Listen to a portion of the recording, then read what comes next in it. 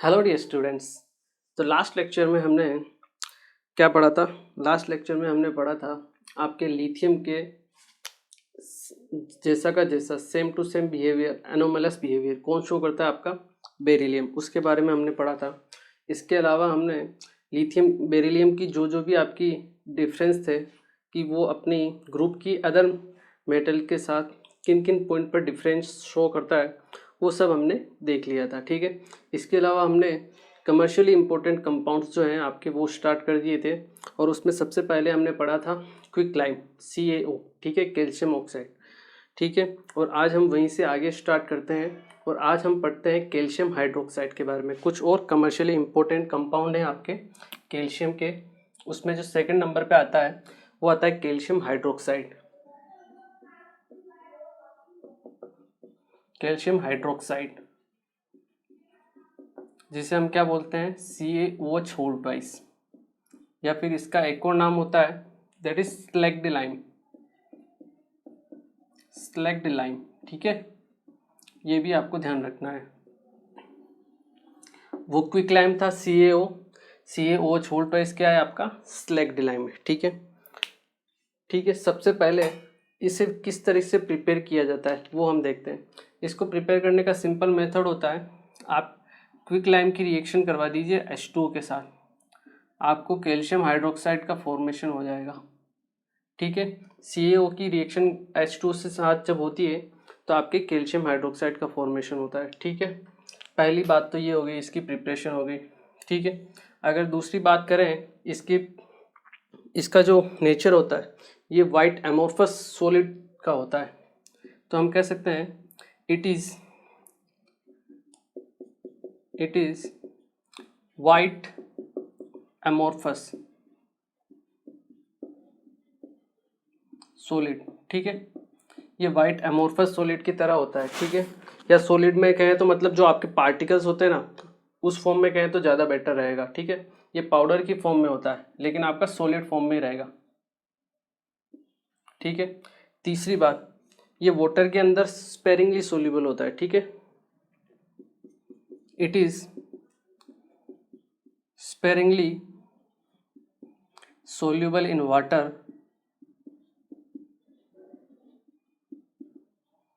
and its aqueous solution is known as lime water। इसका जो aqueous solution होता है उसे हम क्या बोलते हैं? लाइम वाटर बोलते हैं। ठीक है, तीसरी बात, फोर्थ पॉइंट, जब आप कैल्शियम हाइड्रोक्साइड की रिएक्शन करवाते हो CO2 के साथ, ये इंपॉर्टेंट रिएक्शन है जो आपको याद होनी चाहिए। जब आप कैल्शियम हाइड्रोक्साइड की रिएक्शन कराते हो CO2 के साथ, इसको हम बोलते हैं लाइम वाटर या आपका स्लैग्ड लाइम। ठीक है ना, ये आपका स्लैग्ड लाइम। ठीक है, स्लैग्ड लाइम की आप रिएक्शन CO2 के साथ करवाते हो तो आपको CaCO3 मिलती है। क्या मिलता है आपको? CaCO3 और साथ में H2O। ये होता है कैल्शियम कार्बोनेट। ठीक है ना, इसका जो कलर होता है मिल्कीनेस होता है। क्या होती है? मिल्कीनेस। मिल्कीनेस, ठीक है ना। जब स्लैग्ड लाइम में आप CO2 गैस को पास करते हो तो जो सॉल्यूशन होता है, ठीक है ना, उसका कलर हो जाता है मिल्की कलर हो जाता है। ठीक है, ये एक इम्पोर्टेंट रिएक्शन है जो आपको याद होनी चाहिए। और अगर आपने एक्सेस में CO2 पास करवा दी, क्या किया आपने? एक्सेस में CO2 पास करवा दी, तो ये जो CaCO3 है, ये जब दोबारा CO2 प्लस H2O के साथ रिएक्शन करेगा तो ये आपका कैल्शियम हाइड्रोजन कार्बोनेट बना लेगा, CaHCO3 होल ट्वाइस। ठीक है, इसको बोलते हैं हम कैल्शियम हाइड्रोजन कार्बोनेट। ये हो जाता है आपका सोल्यूबल, वाटर में क्या होता है आपका? सोल्यूबल। तो ये जो मिल्कीनेस हमें अपीयर हुई थी एक्सेस ऑफ CO2 पास कराने पे, ये जो मिल्कीनेस है वो क्या हो जाती है? डिसअपियर। Milkiness disappear. तो यहाँ से ये एक इम्पोर्टेंट क्वेश्चन के फॉर्म में भी बन जाता है कि आप क्वेश्चन क्या पूछेगा कि एक आपका कंपाउंड है जिसमें CO2 गैस पास करवाने पे आपका जो सॉल्यूशन बनता है उसमें मिल्कीनेस आ जाती है या उसका कलर मिल्कीनेस हो जाता है, ठीक है। और अगर आपने एक्सेस में CO2 गैस पास करवा दी तो वो मिल्कीनेस जो है वो डिसअपियर हो जाती है, ठीक है। ये कैल्शियम हाइड्रोक्साइड, ये जो मिल्कीनेस कैल्शियम का कंपाउंड है, ये आपने देखा होगा चूना जो होता है, आपने दिवाली के टाइम में चूना यूज़ किया होगा, ठीक है ना। चूने को जब पानी में घोलते हैं, ठीक है, उसके बाद थोड़ी देर उसको रख देते हैं तो क्या होता है, उसके ऊपर एक पानी जो आता है वो मिल्की कलर का होता है, वही मिल्कीनेस होती है आपकी CaCO3 की, कैल्शियम कार्बोनेट की, ठीक है। उसमें जब दोबारा आप एक्सेस में CO2 जब पास करोगे, ठीक है ना, तो वो जो मिल्कीनेस है वो डिसअपियर हो जाएगी, ठीक है ना। ये एक इम्पोर्टेंट रिएक्शन होती है जो आपको ध्यान रखनी चाहिए, ठीक है। ये है आपके पास किसकी रिएक्शन, कैल्शियम हाइड्रोक्साइड की, ठीक है। इसके अलावा अगर हम इसकी रिएक्शन करवाएं क्लोरीन के साथ, कैल्शियम हाइड्रोक्साइड की अगर हम रिएक्शन करवाते हैं Cl2 के साथ, तो आपको एक तो CaCl2 मिलता है, साथ में मिलता है CaOCl होल ट्वाइस, ठीक है, प्लस H2O, ठीक है। आप रिएक्शन को बैलेंस कर सकते हो, ठीक है। ये जो होता है आपका कंपाउंड, इसे हम बोलते हैं ब्लीचिंग एजेंट, ब्लीचिंग एजेंट, ठीक है, या फिर इसको हम बोलेंगे ब्लीचिंग पाउडर की फॉर्म में, ठीक है ना, ब्लीचिंग पाउडर। ये ब्लीचिंग पाउडर बनाने में एक मेन कॉन्स्टिट्यूएंट होता है, ठीक है ना, इसलिए इसको हम क्या बोलेंगे, ब्लीचिंग पाउडर। तो ये आपकी 4-5 रिएक्शंस है कैल्शियम हाइड्रोक्साइड की स्लैग लाइम जिसको बोला जाता है, बनाने की प्रोसेस है। वाइट एमोर्फस पाउडर होता है, स्पेरिंगली सॉल्युबल होता है वाटर में। इसका जो वाटर में सॉल्यूशन होता है उसको हम बोलते हैं लाइम वाटर। और उस लाइम वाटर में जब CO2 गैस पास की जाती है, लाइम वाटर में CO2 गैस पास की जाती है तो जो सॉल्यूशन का कलर है वो मिल्कीनेस हो जाती है। सॉल्यूशन में जो आपका है वाटर में मिल्कीनेस आ जाती है। और अगर आपने एक्सेस में CO2 पास करवा दी, एक्सेस में, तो वो जो मिल्कीनेस है वो डिसअपियर हो जाती है। किस वजह से? क्योंकि आपका ये कंपाउंड बन जाता है जिसका नाम होता है कैल्शियम हाइड्रोजन कार्बोनेट। क्या होता है? Calcium hydrogen carbonate.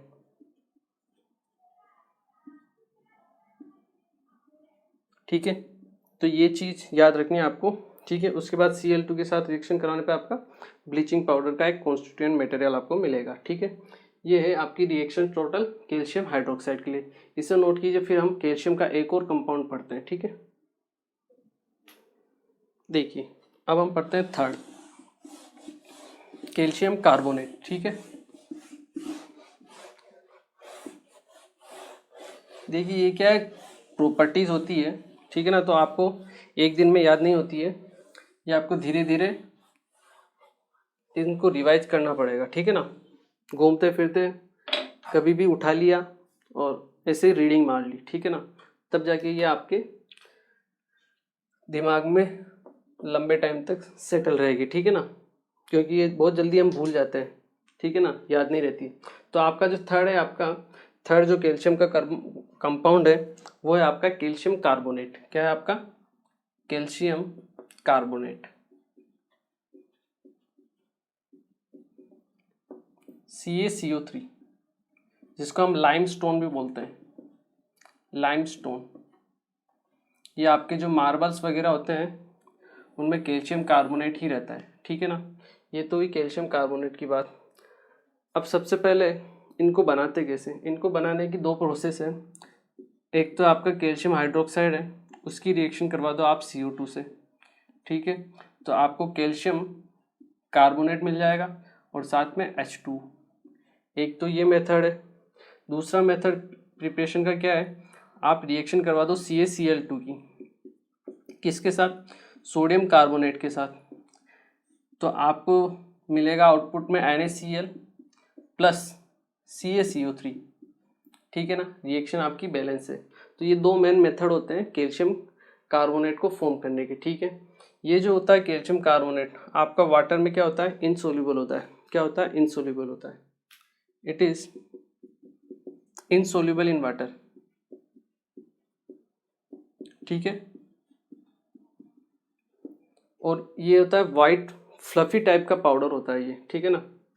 And it is white fluffy powder, ठीक है। ये इसकी दो इम्पोर्टेंट रिएक्शन, दो पॉइंट हो गए।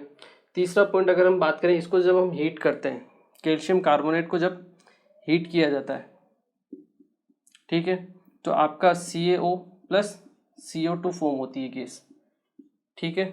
ये भी एक इम्पोर्टेंट रिएक्शन है, ठीक है। इसके अलावा अगर हम देखें, जो कैल्शियम कार्बोनेट है उसको अगर हम एसिड के साथ रिएक्शन करवाएं, ठीक है ना, अगर उसकी हम रिएक्शन करवाते हैं एसिड के साथ, तो एसिड के साथ रिएक्शन करवाने पर क्या होता है, देखिए अगर हम बात करें कैल्शियम कार्बोनेट है CaCO3, इसकी किसी भी एसिड के साथ रिएक्शन करवा दीजिए आप, HCl ले लिया हमने, ठीक है, तो आपको एक तो CaCl2 मिल जाएगा, साथ में H2O प्लस CO2, ठीक है, calcium carbonate twice Cl, CaCl2 H2O plus CO2, ठीक है।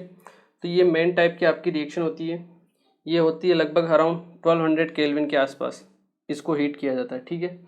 ये आपका थर्ड है commercially important compound calcium carbonate, जिसको हम बोलते हैं लाइमस्टोन, ठीक है, इसको नोट कीजिए। छोटी छोटी प्रॉपर्टी है सभी में, ज़्यादा याद रखने की चीज़ें हैं नहीं, इनके यूजेज अगर आप देखो तो वही आपके मार्बल्स में काम में आता है, ठीक है ना, तो इसको नोट कीजिए। फिर हम इसके नेक्स्ट प्रॉपर्टी पढ़ते हैं, ठीक है, नेक्स्ट कंपाउंड पढ़ते हैं।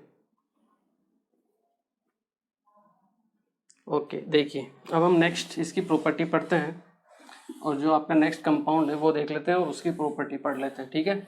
आपका जो नेक्स्ट कंपाउंड है वो है आपका प्लास्टर ऑफ पेरिस। कौन सा है आपका? Plaster of Paris.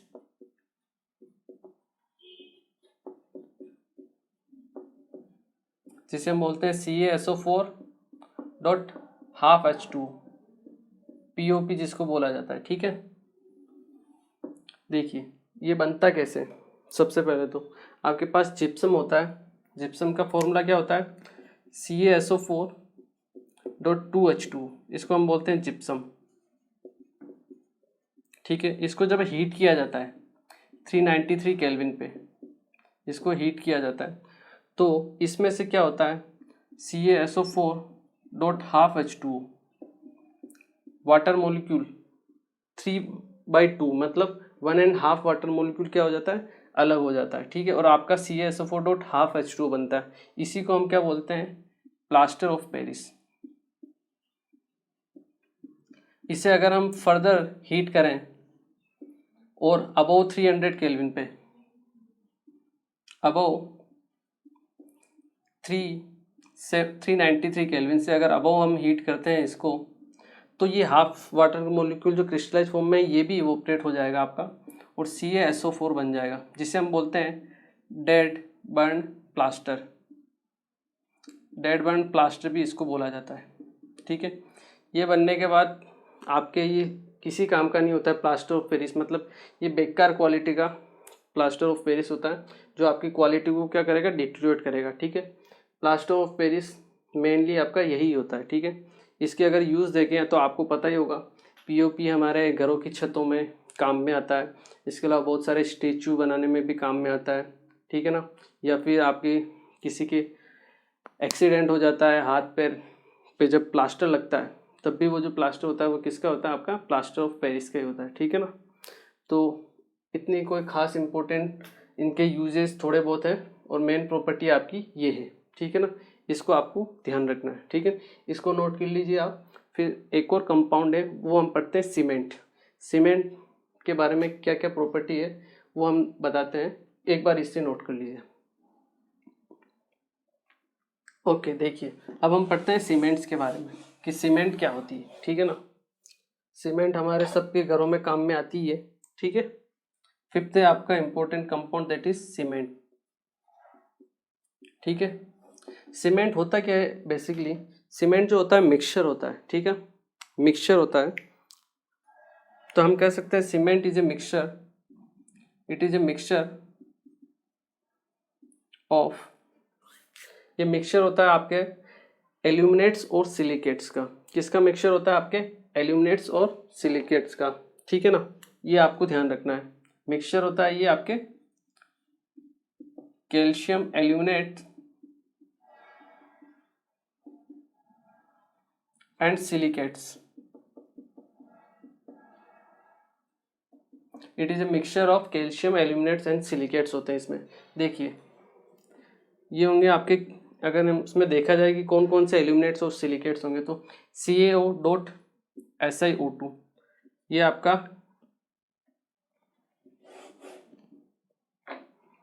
CaO.SiO2 ये आपका मेन कैल्शियम एल्यूमिनेट्स और सिलिकेट्स रहेगा। इसके अलावा आपके पास सीमेंट में 3CaO.SiO2 रहेगा, ठीक है। इसके अलावा आपके पास 3CaO.Al2O3 ये कैल्शियम और एल्यूमिनियम के सिलिकेट्स हैं। इसके अलावा आपके पास CaO.Al2O3.Fe2O3 ये आपके पास, ये मेन आपके पास कंपोनेंट्स होते हैं जिनका मिक्सचर होता है आपका सीमेंट, ठीक है। अगर इनकी नाम की बात की जाए तो ठीक है, यहाँ पे नाम है मतलब 2 है, मतलब डाई कैल्शियम सिलिकेट्स। क्या नाम हो जाएगा इसका? Die calcium silicates. नाम बिल्कुल इजी है, आपको याद रखने नहीं है वैसे तो, बट फिर भी मैं आपको बता देता हूँ। ये आपका हो जाएगा आपका ट्राई कैल्शियम सिलिकेट्स। ये क्या हो जाएगा आपका? ट्राई कैल्शियम एल्यूमिनेट, ठीक है। ये क्या हो जाएगा आपका? टेट्रा कैल्शियम एल्यूमिनो फेरेट, ठीक है। ये आपके मिक्सचर होते हैं कंपाउंड्स के, जिन से मिलके आपका सीमेंट बना होता है, ठीक है। तो सीमेंट कोई एक कंपाउंड नहीं है, ठीक है, वो क्या है? मिक्सचर है। सीमेंट की अगर हम बात करें, ये आपका सीमेंट है, ठीक है। इस सीमेंट में आपके पास CaO रहेगा, ठीक है। इसी सीमेंट में आपके पास क्या रहेगा? आपके पास SiO2, ठीक है। इसी सीमेंट में आपके पास क्या रहेगा? Al2O3। इसके अलावा मैग्नीशियम भी रहता है इसमें, मैग्नीशियम का ऑक्साइड थोड़ा बहुत। इसके अलावा आपके पास Fe2O3 और साथ में SO3 भी अवेलेबल रहती है, ठीक है ना। तो इतने सारे कंपाउंड्स होते हैं जिनका मिक्सचर होता है आपका सीमेंट। इनका अगर हम परसेंटेज देखें तो आपके पास CO होता है हमेशा लगभग 50 to 60%, जो SiO2 होता है वो 20 to 25% होता है, Al2O3 आता है आपके पास 5 to 10%, Mg होता है 2 to 3%, Fe2O3 भी लगभग 1 to 2% के आसपास ही रहता है, ये 2% के आसपास, और ये SO3 भी आपके पास 1 to 2% के आसपास ही रहता है, ठीक है ना। तो आप परसेंटेज भी देखना चाहो तो आप परसेंटेज भी यहाँ से इजीली फॉर्म में देख सकते हो, ठीक है ना। मैंने इसीलिए ये आपका इस फॉर्म में बनाया है, ठीक है। और अगर आपको बेस्ट क्वालिटी की सीमेंट चाहिए तो आपके पास SiO2 और Al2O3 का जो रेशियो होना चाहिए वो कितना होना चाहिए? 2.5 से 4 के बीच में, ठीक है ना। तो मैं यहाँ लिख देता हूँ, for best result of cement the ratio of SiO2 and Al2O3 should be 2.5 to 4, 2.5 से 4 के बीच में होना चाहिए। याद भी रखने की ट्रिक मैं आपको बता देता हूँ। SiO2 मिनिमम कितना है? 20, यहाँ पे मिनिमम कितना है? 5, 20/5 मतलब 4%, ठीक है, 4%। यहाँ पे मैक्सिमम कितना है? 25%, यहाँ मैक्सिमम कितना है? 10%, 25/10 2.5, ठीक है। तो आपका रेशियो जो आएगा कितना आएगा? लगभग 2.5 से 4 के बीच में, ठीक है ना। ये होता है आपका मेनली सीमेंट, ठीक है। इसकी अगर हम रॉ मटेरियल की बात करें, ठीक है, किसकी बात करें हम? रॉ मटेरियल कि इसमें रॉ मटेरियल्स कौन कौन से होते हैं आपके। इसमें रॉ मटेरियल्स आपके पास मेन जो रहेगा वो लाइमस्टोन वाला रहेगा, कैल्शियम कार्बोनेट, ठीक है।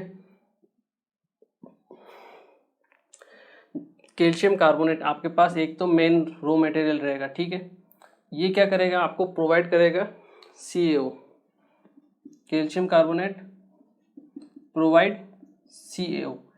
इसके अलावा आपके पास सिलिका रहेगा, सिलिका आपको SiO2 प्रोवाइड करवाएगा, ठीक है। और सिलिका में आपके पास इम्प्योरिटीज़ के फॉर्म में Al2O3 और Fe2O3 भी प्रेजेंट होता है। इसके अलावा जिप्सम भी होता है आपके पास। ये क्या है, इनके मेन रॉ मटेरियल होते हैं, ठीक है, जिससे आपके पास सीमेंट का फॉर्मेशन होता है। सीमेंट का यूज़ तो आपको पता ही है, ठीक है, कहाँ कहाँ यूज़ होता है और कहाँ कहाँ नहीं होता है, ठीक है ना। कहीं भी बिल्डिंग हो, मटेरियल हो, सब जगह सीमेंट का यूज़ होता है। ये जो जिप्सम होता है उसमें सीमेंट में जिप्सम भी मिलाया जाता है, ठीक है ना। क्यों? क्योंकि ये क्या करता है, जो आपके सेटिंग का टाइम होता है ना, जैसे आपने सीमेंट डालते हो, ठीक है, उसमें जब पानी डालते हो तो थोड़ी देर बाद वो क्या है, टाइट हो जाता है। उसको जो सेटिंग का टाइम लगता है, थोड़ी देर में वो क्या हो जाएगा, टाइट हो जाएगा, पानी अलग हो जाएगा आपका और वो एकदम टाइट हो जाता है। सीमेंट का यही पर्पज़ होता है, ठीक है।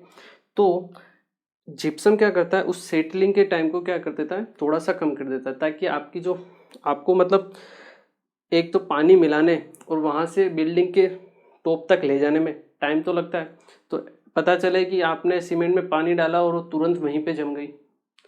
ऐसी दिक्कत को रोकने के लिए हम क्या करते हैं, जिप्सम को उसमें मिलाते हैं। तो जिप्सम क्या करता है, उसके सेटलिंग के टाइम को क्या कर देता है, इंक्रीज कर देता है, ठीक है, ताकि आप आराम से पानी मिलाओ, थोड़ी देर रखो, उसको ऊपर लेके जाओ, तब तक वो आपके जमेगा नहीं, ठीक है। उसके बाद आपको जो काम करना है, बिल्डिंग बनानी बनाओ, उसके बाद थोड़ी देर बाद उसकी सेटलिंग की प्रोसेस स्टार्ट होती है, ठीक है।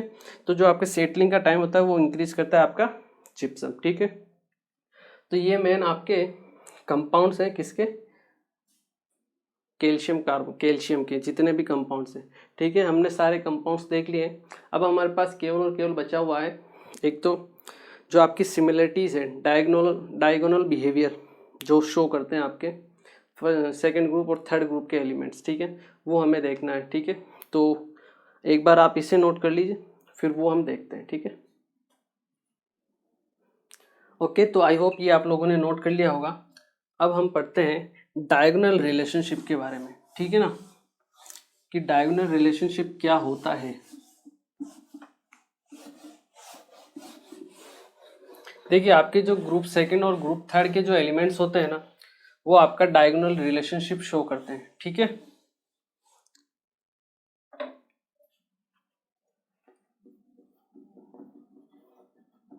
डायगोनल रिलेशनशिप,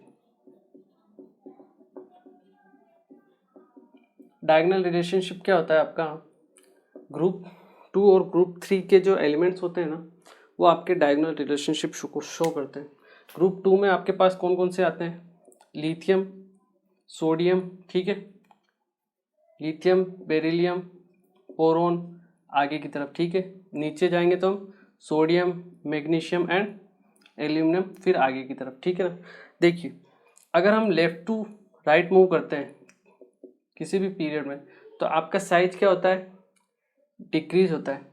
और जैसे हम टॉप टू बॉटम की तरफ मूव करते हैं, तो आपका जो साइज है ग्रुप में इंक्रीज होता है। इसका मतलब एक फैक्टर तो क्या कर रहा है, साइज को डिक्रीज कर रहा है, दूसरा फैक्टर साइज को इंक्रीज कर रहा है। तो आपके पास लिथियम, अगर लिथियम और मैग्नीशियम की बात की जाए, इस केस में क्या होता है आपका, एक फैक्टर तो साइज को इंक्रीज करता है, एक फैक्टर साइज को इंक्रीज करता है, इसीलिए इनकी जो साइज होती है वो ऑलमोस्ट क्या हो जाती है, सेम हो जाती है। इसीलिए लिथियम और मैग्नीशियम या फिर सेकंड ग्रुप और थर्ड ग्रुप के जो एलिमेंट्स होते हैं, same like beryllium and aluminium, ये क्या है, बहुत सारी प्रॉपर्टीज में सिमिलरिटी शो करते हैं, ठीक है। यही होता है आपका मेन रीजन किसके लिए, डायगोनल रिलेशनशिप के लिए, या इनमें क्या खास वजह है कि इन दोनों की जो प्रॉपर्टीज होती है उसमें बहुत सारी सिमिलरिटीज होती है। एक तो ये रीजन हो सकता है, दूसरा इसमें अगर आप रीजन देना चाहो तो वो हो सकता है आपका चार्ज अपॉन साइज का रेशियो, चार्ज अपॉन साइज का जो रेशियो है। नो डाउट मैग्नीशियम ऊपर से नीचे जाने पे मैग्नीशियम का साइज बढ़ रहा है, बट उसका चार्ज भी बढ़ रहा है, ठीक है। लिथियम पे चार्ज कम है तो उसका साइज भी कम है। तो जो चार्ज अपॉन साइज का जो रेशियो होता है वो दोनों मेटल्स के लिए क्या हो जाता है, सेम हो जाता है। इसी वजह से आपकी जो प्रॉपर्टीज में होती है वो सिमिलरिटी शो करते हैं, ठीक है ना। तो अगर मेन रीजन आप लिखना चाहो तो आप इसमें लिख सकते हो कि group two and group three elements shows diagonal relationship due to the similar charge upon size ratio, due to similar charge upon size ratio। ठीक है, इस वजह से क्या आती है, वो जो भी आपकी प्रॉपर्टीज होती है वो क्या होती है, सेम बिहेवियर करती है, सिमिलर बिहेवियर। ये होता है आपका डायगोनल रिलेशनशिप। ठीक है, अब हम देखते हैं कि कौन कौन सी प्रॉपर्टीज होती है जो लिथियम और मैग्नीशियम आपस में शो करते हैं। ठीक है ना, उसके बाद हम पढ़ेंगे बेरिलियम और एल्यूमिनियम के लिए। पहले हम पढ़ते हैं किसके लिए, लिथियम और मैग्नीशियम के लिए। ठीक है, तो देखिए अगर हम बात करें लिथियम और मैग्नीशियम के लिए, अगर जो सिमिलर प्रॉपर्टीज है तो हम लिख सकते हैं, अगर आप नेक्स्ट हेडिंग डालना चाहो तो लिख सकते हो similarities between lithium and magnesium. ठीक है, इनमें आपकी क्या क्या सिमिलरिटीज होती है। ठीक है, देखिए फर्स्ट सिमिलरिटी तो क्या होती है, ये दोनों लाइटर होते हैं और हार्डर होते हैं। ठीक है, both lithium and magnesium are lighter and harder.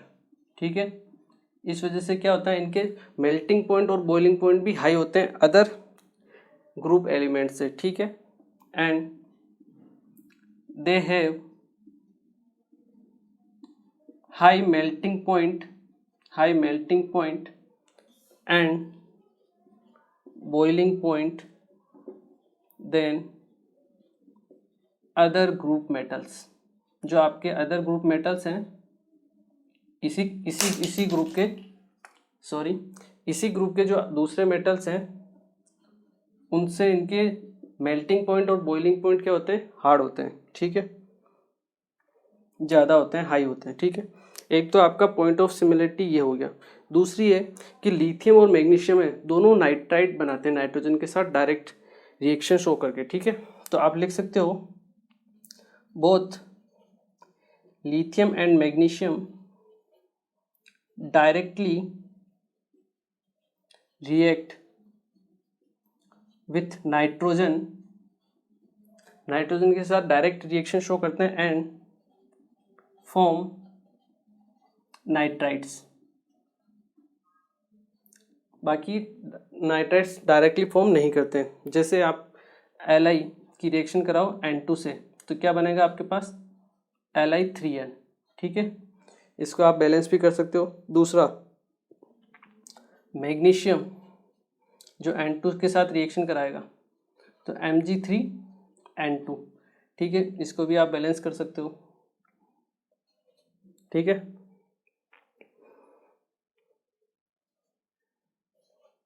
ये तो है आपकी दो प्रॉपर्टी जो लिथियम और मैग्नीशियम आपस में शो करते हैं सिमिलर। इसको नोट कीजिए आप, फिर इसके बाद हम इसकी नेक्स्ट जो प्रॉपर्टीज है वो पढ़ते हैं। थर्ड जो हम देखते हैं आपकी प्रॉपर्टी जो सिमिलरिटी है वो क्या है आपकी, इनके जो कार्बोनेट्स होते हैं और नाइट्रेट्स होते हैं वो अनस्टेबल होते हैं। Carbonates and nitrates of both the metals are unstable। ठीक है, अनस्टेबल होते हैं वो। जैसे आप बात करो LiNO3, इसको जब आप हीट करोगे तो ये आपका Li2O प्लस NO2 और साथ में O2 इस टाइप में आपका ब्रेक हो जाएगा। बैलेंस करना है तो बैलेंस भी कर सकते हो, ट्वाइस LiNO2 ट्वाइस। ठीक है, 6 है, ये आपका हाफ O2। ठीक है, इसके अलावा magnesium nitride MgNO3 whole twice, ये भी आपका सेम ऑक्साइड में आपका ब्रेक होगा, प्लस NO2 और साथ में ऑक्सीजन गैस रिलीज करेगा। ठीक है, इसको भी आप बैलेंस करना चाहो बैलेंस कर सकते हो। ठीक है, हाफ O2। तो ये आपकी पॉइंट ऑफ सिमिलरिटीज होती है। ठीक है, इसके अलावा इनके जो हाइड्रोक्साइड्स होते हैं वो भी अनस्टेबल होते हैं। ठीक है, तो आप लिख सकते हो hydroxides of both the metals are also unstable. वो क्या है आपके अनस्टेबल होते हैं, जैसे LiOH, ठीक है। इसको जब आप हीट करोगे तो ये दोबारा से Li2O में कन्वर्ट होगा और साथ में H2O, ठीक है। MgOH होल ट्वाइस, इसको भी आप हीट कीजिए, ये भी आपका MgO में कन्वर्ट हो जाएगा प्लस H2O में, ठीक है ना।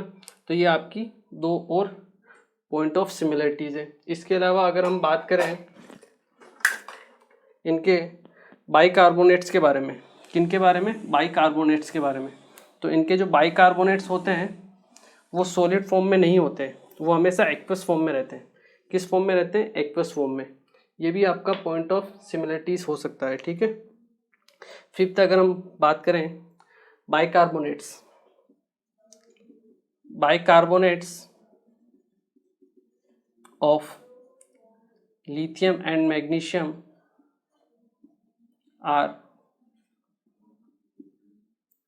are always in aqueous solution and not in solid state।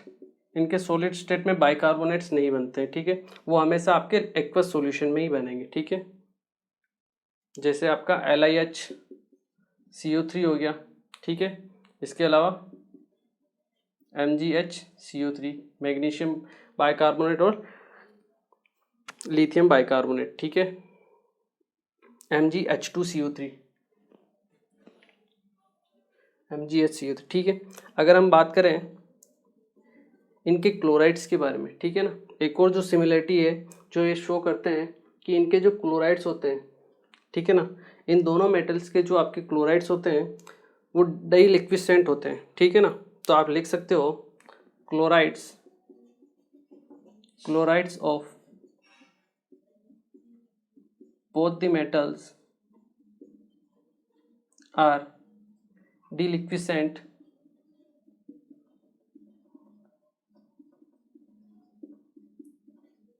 and crystallizes out in form of hydrate।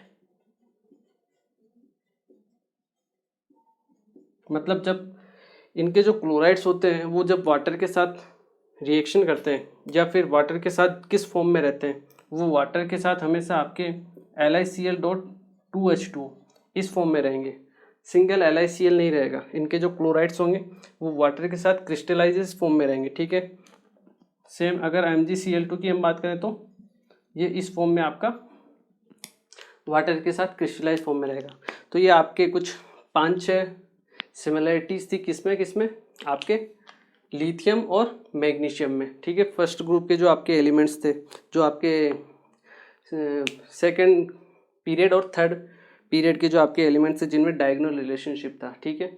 तो आज हमने बहुत सारे आपके जो कंपाउंड्स होते हैं कमर्शियली इंपॉर्टेंट कंपाउंड, उनके बारे में पढ़ा हमने। कैल्शियम हाइड्रोक्साइड, कैल्शियम कार्बोनेट, ठीक है ना, और बाद में हमने डायगोनल रिलेशनशिप भी देखा, ठीक है। नेक्स्ट क्लास में हम डायगोनल रिलेशनशिप में जो आपका बेरिलियम और मैग्नीशियम में भी जो सिमिलरिटीज़ है वो देखेंगे। उसके अलावा हम बायोलॉजिकल जो इम्पोर्टेंस होती है वो कंप्लीट करेंगे, ठीक है, और फर्दर चैप्टर को मूव करेंगे, ठीक है। तो मिलते हैं फिर नेक्स्ट लेक्चर। Thank you.